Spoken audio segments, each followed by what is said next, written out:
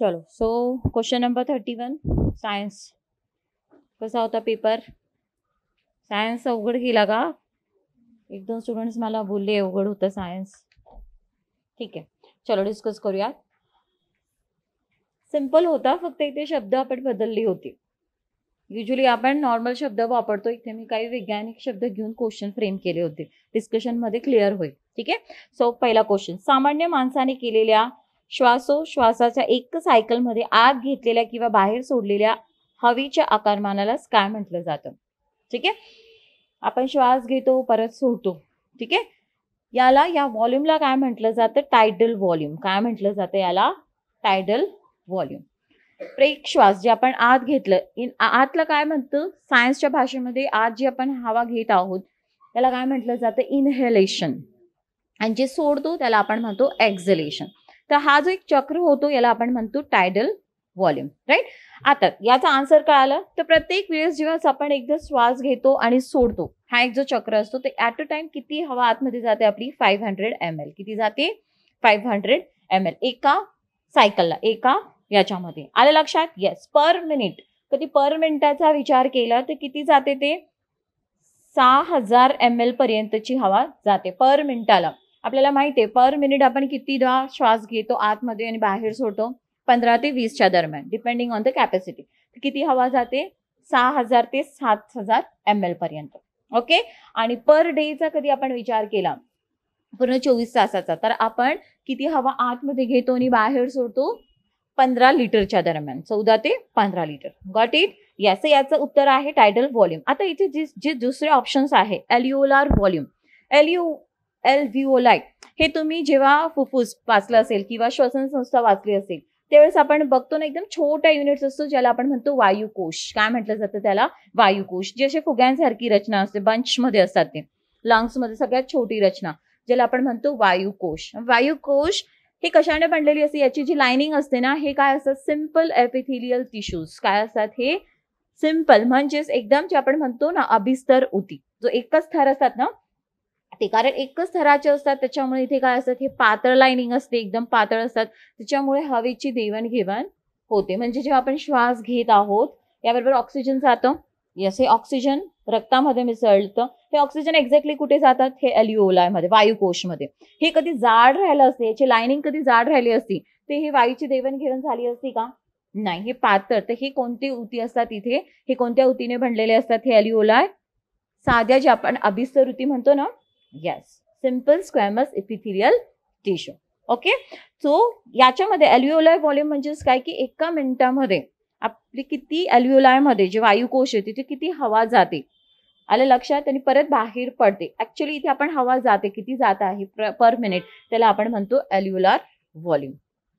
Okay. त्याच्यानंतर pulmonary capacity आणि vital capacity एकसारखंच पकडलं जातं. हे म्हणजेच काय ना आपण किती श्वास घेऊ शकतो जोराने आणि किती हवा आतमध्ये स्टोअर करू शकतो इनहेल करू शकतो त्याला काय म्हटलं जातं तुमची पल्मनरी कॅपॅसिटी. बघा ज्यांचे फुफ्फुस खूप सुदृढ असतात चांगले असतात ते जास्त घेऊ शकतात ना. जे योगासन करत असेल ब्रिदिंग टेक्निक करत असेल ते होल्ड करायला सांगतात की नाही ते ही आपली कॅपॅसिटी असते. आणि जसं जसं तुम्ही रोज ब्रिदिंग टेक्निक करतात आपली कॅपॅसिटी वाढते ना. कॅपॅसिटी वाढते तर दिस इज अ पल्मनरी कॅपॅसिटी किंवा यालाच आपण व्हायटल कॅपॅसिटी म्हणतो. समजलं. एकदम फोर्सफुल इन्स्पिरेशन एकदम जोरात जेव्हा तुम्ही श्वास घेतात किती तुमचे लंग्स होल्ड करू शकतात this is a vital capacity. Got it. समजलं. येस. तर हे ऍक्च्युली ज्यावेळेस आपण श्वसन संस्था वाचतात ना तर ते हे इम्पॉर्टंट आहे. राईट. सो जे प्रश्न होतं त्याचं उत्तर आहे tidal volume. Okay. Next question. आजार आणि हा आजार कोणत्या अभावामुळे ड्यू टू डेफिशियन्सी कोणत्या डेफिशियन्सीमुळे होतो किंवा जास्त झाल्यामुळे होतो ते आपण बघूयात. ड्वार्फिझम. ड्वार्फ म्हणजेच काय छोटे बुटके बुटके. राईट. ते हे कधी होतं ज्या वेळेस बालकांमध्ये ग्रोथ हॉर्मोनची काय असेल कमतरता. ग्रोथ हॉर्मोन लक्षात. अँटिरियर पिट्युटरीचा भाग जो हे कंट्रोल करतो कोणतं ग्रोथ हॉर्मोन. आलं लक्षात. ते तयार करतं. ते ग्रोथ हॉर्मोन एखाद्या बालकमध्ये हे कमी तयार होत असेल तर त्याची वाढ होणार का नाही होणार. ते छोटे छोटेच राहून जातात. ते याला आपण म्हणतो ड्वार्फिझम. ओके. जायंटिझम. जायंट म्हणजेच काय मोठं. ज्यामध्ये ज्या बालकांमध्ये ग्रोथ हॉर्मोन जास्त तयार होत असेल तर ते कसे होतात एकदम मोठे अवयढव्य दिसायला लागतात तर त्याला आपण म्हणतो जायंटिझम. ते हे बालकांमध्ये ग्रोथ हॉर्मोनच्या अधिक्यामुळे. ओके, आणि इथे लक्षात ठेवा ग्रोथ हॉर्मोनला अजून दुसरं काय नावाने ओळखलं जातं? सोमॅटोट्रोपिन हॉर्मोन. काय म्हणून ओळखलं जातो? सोमॅटोट्रोपिन हॉर्मोन म्हणून पण ओळखलं जातं. नेक्स्ट आता क्रिटिनिझम. क्रिटिनिझम हे कोणामध्ये बघायला मिळेल तुम्हाला? बालकांमध्ये थायरॉक्सिनच्या कमतरतेमुळे. आलं लक्षात? छोटे बालकमध्ये ज्यावेळेस थायरॉइड ही ग्रंथी काम करत नसेल तर थायरॉक्सिन कमी असेल तर ते बालकांमध्ये कोणता हे होतं? क्रिटिनिझम. आणि मिक्सोइडिमा प्रौढांमध्ये, समज प्रौढ मोठे माणसं त्यांच्यामध्ये कधी थायरॉक्सिनची कमतरता असेल तर त्यांच्यामध्ये कोणता आजार होतो? मिक्सोइडिमा. मिक्सोइडिमा म्हणजेच काय? जो पण फेस असतो ना, इथे खूप सारे फॅट्स जमा होतात, चेहरा मोठा दिसतो. इडिमा म्हणजेच काय? स्वेलिंग. इडिमा म्हणजेच काय? सूज. त्यांचा चेहरा वगैरे कसा सुजलेला दिसतो. कामुळे? कारण थायरॉक्सिनच्या कमतरतेमुळे. Got it?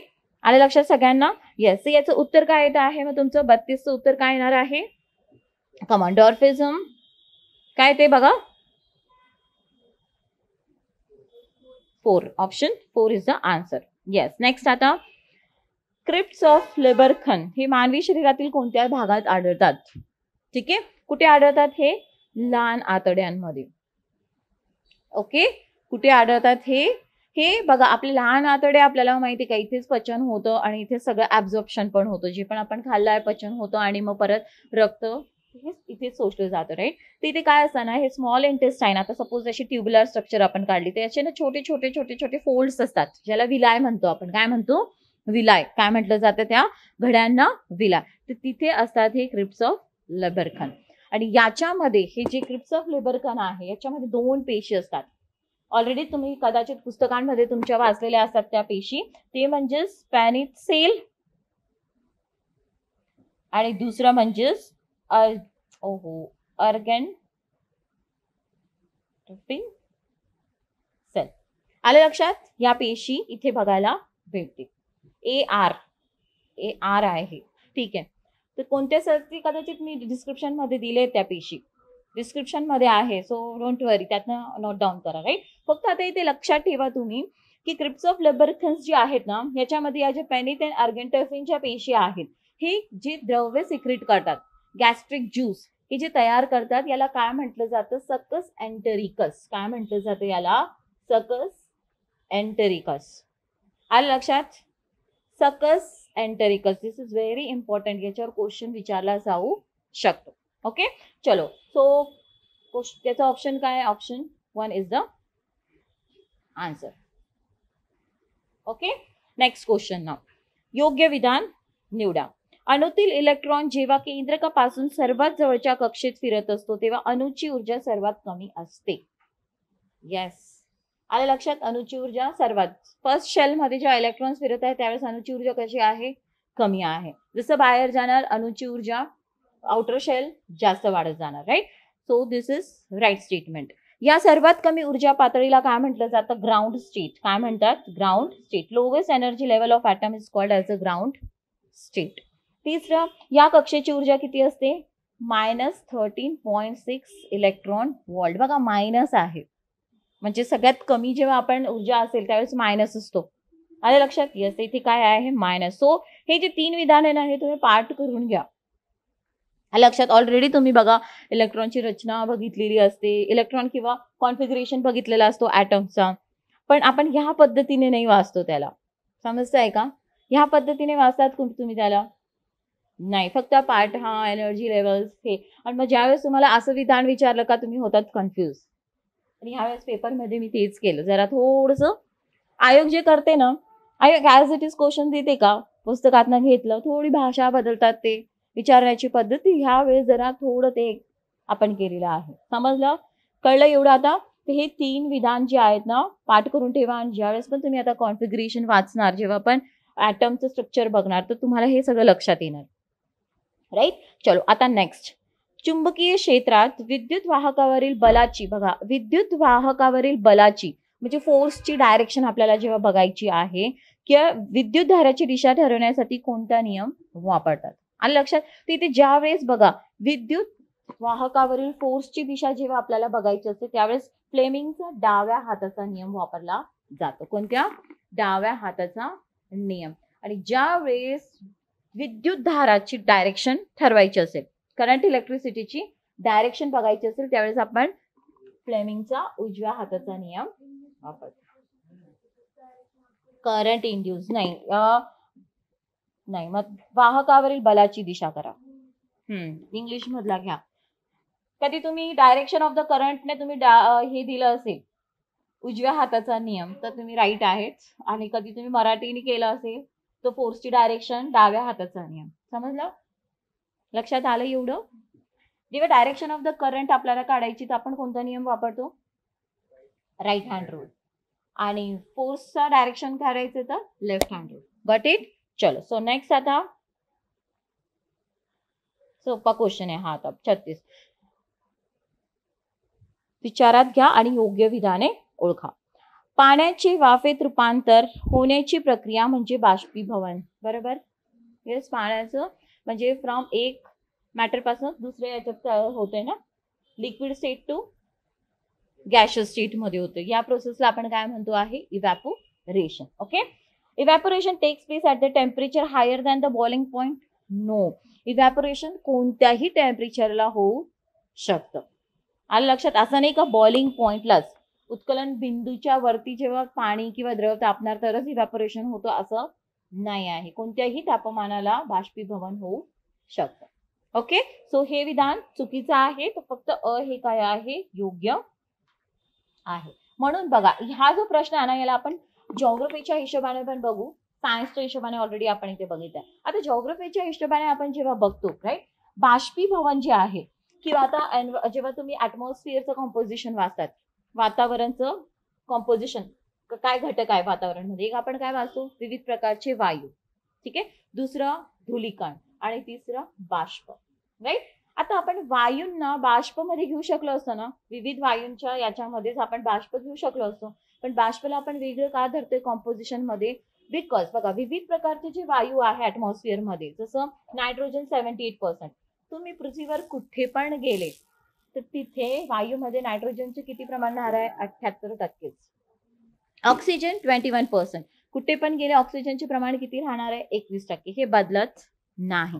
पण बाष्प हे ऍज अ लॅटिट्यूड, जसं तुम्ही जाणार चेंज होत जातं. आलं लक्षात? की पृथ्वी आहे, हे तुमचं 0 डिग्री इक्वेटर आहे आणि हे तुमचं पोल्स आहे. जसं तुम्ही वरच्या लॅटिट्यूडला जसं जाणार, तापमान जसं कमी कमी होत जाणार, बाष्पाचे प्रमाण कमी होणार. समजलं आहे? तर बाष्पाचे प्रमाण टेम्परेचरवर डिपेंड करतं. लक्षात? त्याच्यामुळे आपण घटक बघत असताना बाष्पला वायूमध्ये न घेता त्याला इंडिव्हिज्युअल एक घेतलेला आहे, की बाष्प हे पण वातावरणाचा एक घटक आहे. Got it? आलं लक्षात? येस. चलो नेक्स्ट आता identify incorrect statement about the bifocal glasses. आता बायफोकल ग्लासेस काय असतात? तुम्ही बघितलं असेल घरामध्ये, बाहेर काही काही चष्मे असे मध्ये रेष असते बघा, एकदम खाली एक तुम्हाला वेगळं हे दिसतं, वरती हे वेगळं असतं. आणि बहुतेक करून हे तुम्ही एजेड पर्सन मध्ये बघतात असे चष्मे बायफोकल. का? कारण यांना जवळचं पण दिसायला त्रास असतं, लांबचं पण दिसायला त्रास असतो. आलं लक्षात? येस. आता जेव्हा तुम्ही लांबचं बघताय तर आपण मान ताठ ठेवतो ना, मान ताठ ठेवतो, त्यावेळेस तुमची ही जी पण चष्मा आहे, लक्षात ठेवा, हा जो पण चष्मा आहे, राईट, याचा वरचा जो भाग आहे हा कोणता असतो? कॉन्केव्ह. कोणता असतो? कॉन्केव्ह. आणि खालचा काय असतो? कॉन्व्हेक्स. आता जेव्हा तुम्ही मान ताठ करता तर कोणता भाग चष्म्याचा जास्त वापरला जातो? कॉन्केव्ह भाग. आणि कॉन्केव्ह कधी वापरला जातो? चष्मा दूरची वस्तू बघायला. तर इथे तुम्ही upper glasses which is concave is for close vision. No, हे दूरदृष्टिता, ज्याला आपण हायपरमेट्रोपिया म्हणतो. काय म्हणतो? हायपरमेट्रोपिया. तर हे विधान काय आहे तुमचं? चुकीचं आहे. दूरदृष्टीसाठी आपण कॉन्केव्ह. आणि लोअर ग्लासेस, लोअर म्हणजे जेव्हा बघा तुम्ही काय वाचता आहे तर तुम्ही मुंडी खाली ठेवतात ना, खाली ठेवतात तेव्हा चष्माचा खालचा भाग यूज होतो, बरोबर? तर तिथे कोणत्या लेन्सेस हे असतात? कॉन्व्हेक्स. आणि जी कशासाठी आहे? It is for the near myopia. Myopia म्हणजे निकट दृष्टी. समजलं? हे लक्षात राहील तुम्हाला, म्हणून मी तुम्हाला सांगितलं वरती आणि खाली. ओके. आणि हे लक्षात ठेवा, ही कोणत्या कंडिशन मध्ये वापरल्या जातं बायोफोकल लेन्सेस? प्रेस बायोपिया. कोणत्या कंडिशन्स मध्ये? प्रेस बायोपिया. जसं करून हे आपण म्हणतो ना की एजेड पर्सन मध्ये किंवा याला 40 पण म्हटलं जातं प्रेस बायोपिया, त्यांच्यामध्येही तुम्हाला बघायला हे लेन्सेस दिले जातात. क्लिअर? ठीक आहे. आता नेक्स्ट हे दोघं पण चुकीचे आहे, त्याच्यामुळे उत्तर काय असणार आहे? Both statements are incorrect. Option 4 is the answer. Okay, चलो आता नेक्स्ट क्वेश्चन. खालील विधानांपैकी योग्य विधाने ओळखा. श्वास आत घेताना ऑक्सिजनचे प्रमाण 21% तर कार्बन डायऑक्साईडचे प्रमाण 0.04% असते. बरोबर? यस. आता जे वातावरण मध्ये आहे, इथे मी श्वास घेते तर माझ्या 21% ऑक्सिजन जाणार, 0.03% ऍक्च्युली दिलं जातं, इथे 4 आहे पण इट्स ओके, 3% कार्बन डायऑक्साईड जात आहे. बरोबर? ऑक्सिजन एवढं गेलं. घेतल्यानंतर जेव्हा मी सोडते आहे, जेव्हा तुम्ही सोडता आहेत, आता काय होतंय? ऑक्सिजन वापरतो ना आपलं शरीर, त्याच्यामुळे 21% बाहेर पडणार का? नाही. काही ऑक्सिजन आपलं शरीर घेत आहे तर बाहेर पडत असताना किती पडतं? 16.4. आणि कार्बन डायऑक्साईड ऑलरेडी शरीराने कार्बन डायऑक्साईड सोडलंय ना, तर ते वाढून येणार आहे, तर ते किती बाहेर पडतं? 4.4%. तर both statement is correct, right? So both statement are correct. Okay, चलो नेक्स्ट. सजीव वनस्पती आणि त्यांच्यामध्ये पुनरुत्पादन, रिप्रोडक्शन कसं होतं ते दिलेलं आहे, राईट? आणि हे जे पण रिप्रोडक्शन दिले ना, it is a type of asexual reproduction, अलैंगिक प्रजनन. अलैंगिक प्रजनन म्हणजे इथे सिंगल पॅरेंट पासूनच अपत्य तयार होऊन जातात, राईट? आता ईस्ट म्हणजेच याला आपण किनव म्हणतो, यांच्यामध्ये कोणत्या प्रकारचं आहे? बडिंग, मुकुलायन. आले लक्षात? मुकुलायन यांच्यामध्ये शरीरातच एक फुगवटा तयार होतो छोटा, तो वाढत जातो, हळूहळू तो मुख्य म्हणजे त्याला पॅरेंट पासून एक नवीन सजीव वाढत जातो, राईट? त्याच्यानंतर अलगे, शेवाळ. शेवाळमध्ये कोणत्या प्रकारचा आहे? कमॉन, कोणता आहे? फ्रॅगमेंटेशन. कोणतं आहे? नाही, फ्रॅगमेंटेशन आहे याच्यामध्ये, हे चुकीचं आलं असेल मग. फ्रॅगमेंटेशन. फ्रॅगमेंटेशन म्हणजेच काय? विखंडीकरण. शेवाळचे 2 तुकडे झाले, 2 तुकडे नवीन. फॉर एक्झाम्पल ही आपण एक शेवाळ घेतली आहे, सिंपल, ठीक आहे? ओ दिसत नाही ना, त्याचे 4 तुकडे झाले सपोज, तर ते 4 तुकडे 4 सजीव तयार होणार, त्याला आपण म्हणतो फ्रॅगमेंटेशन. क्लिअर? एका शेवाळचे सपोज 5 तुकडे झाले, एका शेवाळपासून किती अपत्य तयार झाले? 5. दिस इज अ फ्रॅगमेंटेशन, राईट? आणि अमिबामध्ये काय होतं? विखंडन, फिजन, बायनरी फिजन. कोणतं होतं यांच्यामध्ये? Binary fission. Okay, yes. आणि फंगायमध्ये स्पोर्स, ते स्पोर्स तयार करतात, फंगाय है ना. ऍस्कोस्पोर तुम्ही वाचलं असेल, कवक सृष्टी, त्याच्यात बघतात तुम्ही, राईट? तर यांच्यामध्ये seed production, spores formation, seed नाही त्याला आपण स्पोर्स म्हणतो. Okay, clear? चलो, सो हे आलं तर तुमचं इथे उत्तर चेंज करून घ्या तुम्ही. नाहीये दिलेला, ऑप्शनच नाहीये, ठीक आहे, पण लक्षात आलं सगळ्यांना? ओके. हे बघा, अमिबाला जेव्हा तुम्ही बघतात ना, अमिबा पण आपण एक बघा, that is a unicellular amoeba. कोणत्या याच्यातला? तो प्रोटिस्टा. कोणत्या किंगडमचा आहे? Kingdom protista. अमिबाकडनं आपण काय शिकू शकतो? खरं सांगूया ना, आपण निसर्गाकडनं काय गोष्टी शिकू शकतो, तर मी अमिबाकडनं काय शिकते ना, अमिबाला जेव्हा फेवरेबल कंडिशन्स नसतात, योग्य परिस्थिती त्याला जगण्यासाठी, त्यावेळेस तो आहे ना, अमिबा आकार काय असतो? शेपलेस आकार असतो त्याचा, काय आकारच नाहीये अमिबाला. पण ज्यावेळेस त्याला पोषक परिस्थिती नाही ना, त्यावेळेस अमिबा गोल होऊन जातो, टणक होऊन जातो आणि शांत बसलेला असतो, जोपर्यंत फेवरेबल कंडिशन्स येत नाही. पण शांत बसलेला असतो तो, बाहेरून आपल्याला शांत दिसतो आहे, तो गोल होऊन आतमध्ये त्याचं चालू आहे काम. काय चालू आहे? Binary fission.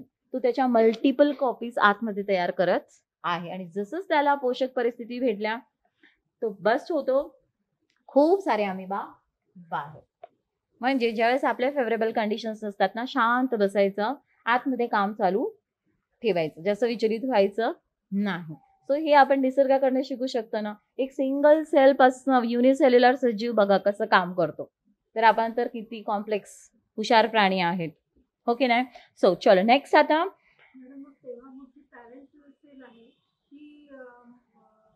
फर्स्ट म्हणजे त्याला फेवरेबल कंडिशन्स आले ना की त्याचं फिजन होतो आणि सगळे अपत्य त्याच्या बाहेर पडतात, नष्ट होतो. ठीक आहे, आले लक्षात? येस. चलो आता पुढील विधानेपैकी योग्य विधान कोणती ती ओळखा. जे थॉम्सन यांना सन 1906 मध्ये रसायनशास्त्र विषयातील अभ्यासासाठी नोबेल पुरस्कार सन्मानित करण्यात आले. हे बघा, जे थॉम्सन यांना 1906 मध्ये नोबेल पुरस्कार दिले, पण ते रसायनशास्त्रासाठी नाही, फिजिक्ससाठी. कशासाठी? फिजिक्ससाठी. आणि जे जे थॉम्सनचा महत्वाचा शोध म्हणजेच यांनी आपण जसं म्हणतो ना सगळ्यात पहिला सब ॲटॉमिक पार्टिकल शोधून काढला इलेक्ट्रॉन. इलेक्ट्रॉनचा शोध कोणी काढला होता? जे जे थॉम्सन. किंवा हेच विधान असं विचारलं गेलं की सगळ्यात पहिला सब ॲटॉमिक पार्टिकलचा शोध जे जे थॉम्सन यांनी लावला. बरोबर आहे. सगळ्यात पहिले इलेक्ट्रॉनचा शोध, मग त्याच्यानंतर प्रोटॉन, मग चॅडविकने न्यूट्रॉन. तर सगळ्यात पहिला तर बघा इथे जे जे थॉम्सन चा शब्द येणार, पण तिथे इलेक्ट्रॉनचा शब्द देणार नाही. ते काय देऊ शकतात? पहिला सब ॲटॉमिक पार्टिकल. क्लिअर? सो हे लक्षात ठेवणार. सो हे विधान चुकीचं आहे बिकॉज हे फिजिक्ससाठी भेटलं होतं त्यांना, भौतिकशास्त्रासाठी. अर्नेस्ट रदरफोर्ड यांना सन 1908 मध्ये भौतिकशास्त्र विषयातील अभ्यासासाठी नोबेल पुरस्कार करता यांना कशासाठी भेटला होता? रसायनशास्त्र, केमिस्ट्रीसाठी. आणि रदरफोर्ड यांनी काय कसला शोध लावला होता? प्रोटॉन्स, पॉझिटिव्ह जे असतात ना प्रोटॉन्स. ठीक आहे. सो हे दोघं पण विधान कसे आहेत? Incorrect. So option 4 is the answer. Next आता खालीलपैकी कोणते यकृताचे कार्य नाही? लिव्हरचे कार्य नाही आहे. ग्लुकोजचे ग्लायकोजन मध्ये रूपांतर करणं. यस, बरोबर आहे ना. ग्लुकोजचं ग्लायकोजन मध्ये रूपांतर करणं हे कोण करतं? ऑटोमॅटिक होऊन जातं. ग्लुकोजचं ग्लायकोजन मध्ये रूपांतर करायचं काम कोण करतं? इन्शुलिन. कोण करतं? इन्शुलिन. आणि म्हणून ज्यांच्या शरीरामध्ये इन्शुलिन कमी असतं यांचं ग्लुकोजचं ग्लायकोजन मध्ये रूपांतर होत नाही आणि रक्तामध्येच ग्लुकोज फिरत असतो आणि म्हणून त्यांची शुगर ग्लुकोज वाढून येते. समजलं? यस. तर हे काम कोण करत असतं? इन्शुलिन. पण हे स्टोअर कुठे होतं? लिव्हरमध्ये. म्हणजे लिव्हर स्टोअर करून ठेवते ना त्याला. यस. तर हे काम आहे लिव्हरचं. युरियाचे उत्पादन करणं. Yes, production of urea. हे टाकाऊ पदार्थ आहे. तसंच जसं आपण म्हणतो ना लिव्हर अजून कोणाचं उत्पादन करतं आणि बाहेर टाकतं? कोलेस्ट्रॉल. कोणाचं? कोलेस्ट्रॉलचं.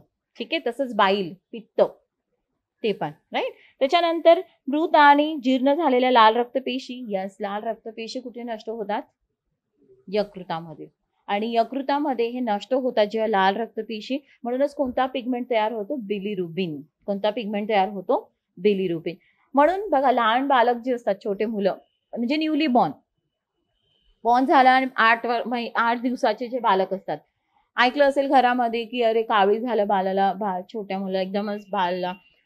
त्यांना कावीळ का होतो? कारण त्यांच्यामध्ये काय असतं ना, जेव्हा ते बॉर्न होतात ना आरबीसीस खूप असतात, कारण मदरचे पण असतात आरबीसीस. आणि जसंच बॉर्न जन्मतात ते आरबीसीस नष्ट होतात आणि ते नष्ट झालेल्या आरबीसीचा कोणता पिगमेंट तयार होतो? बिलिरुबिन. आणि बिलिरुबिन येलो कलर असतो म्हणून बेबी कसा दिसायला लागतो?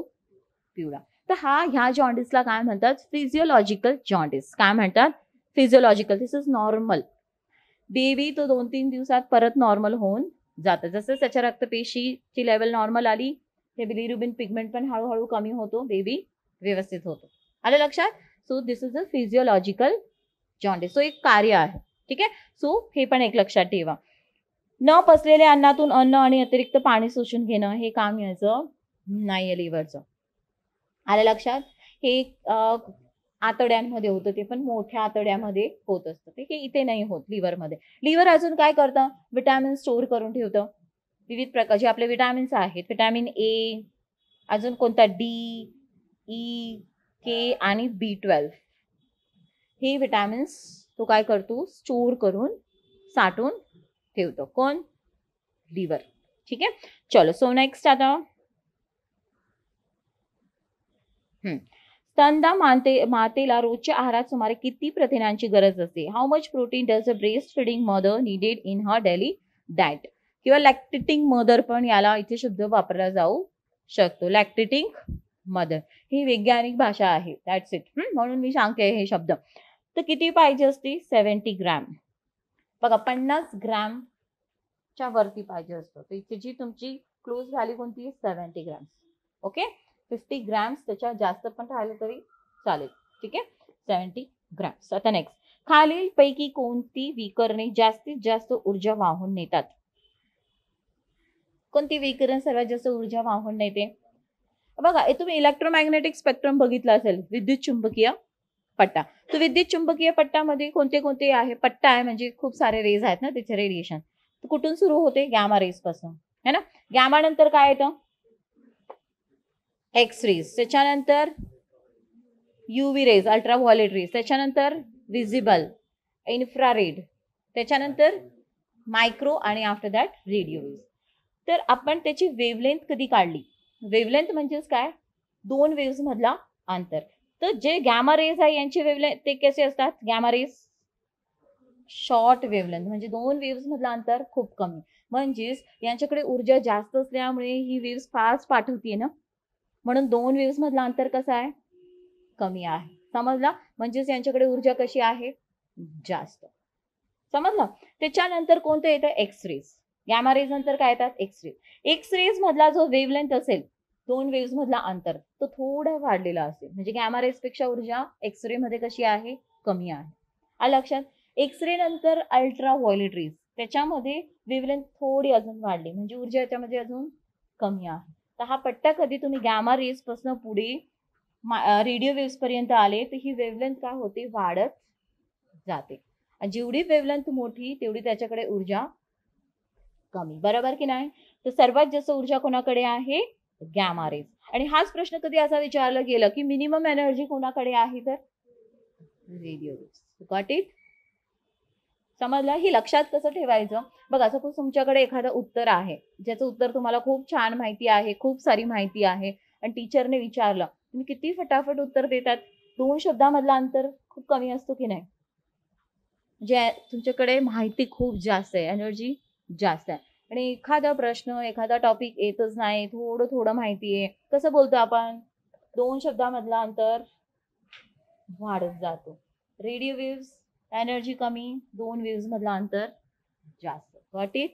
असं लक्षात ठेवा. ठीक आहे. चलो, सो नेक्स्ट आता, atomic bomb is based on which of the following principle? अणुबॉम्ब खालीलपैकी कोणत्या तत्वावर आधारित आहे? बघा, अणुबॉम्ब, सूर्यामध्ये पण प्रचंड ऊर्जा तयार होते ना, तर अनियंत्रित आण्विक विखंडन, अनकंट्रोल न्यूक्लिअर फिजन.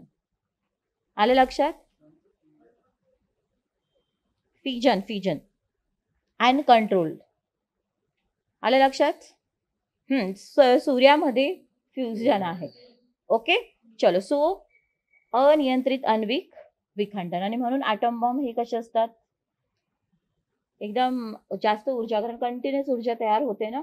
तेच न्यूक्लिअर पॉवर प्लांट, आलं? न्यूक्लिअर पॉवर प्लांट जेव्हा तुम्ही अणुऊर्जा केंद्र वाचतात, तिथे मॉडरेटर म्हणून वाचतात की नाही तुम्ही? कॅडमियमची कॅन्डी वापरली जाते. तर मॉडरेटर काय करतात ना, की जे पण न्यूट्रॉन्स रिलीज होत आहेत त्यांना ते ऍब्झॉर्ब करतात, म्हणजे न्यूट्रॉन्सची संख्या कमी करायचं काम करतात. आणि न्यूट्रॉन्सची संख्या कमी म्हणजेच तो जो मूळ जो युरेनियम त्याच्यावर आघात करणार नाही, जसं ऊर्जा तयार होणार नाही, त्याला आपण कंट्रोल करू शकतोय.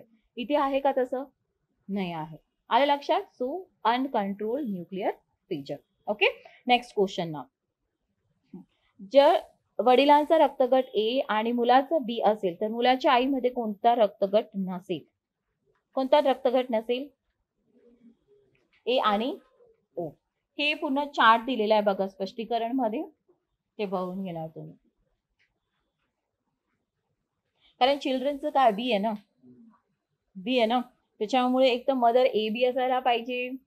समजते तुम्हाला? बी असायला पाहिजे. ए फक्त ए, कारण फादर पण ए आहे, तर बेबी काय येणार? ए असणार. समजतंय?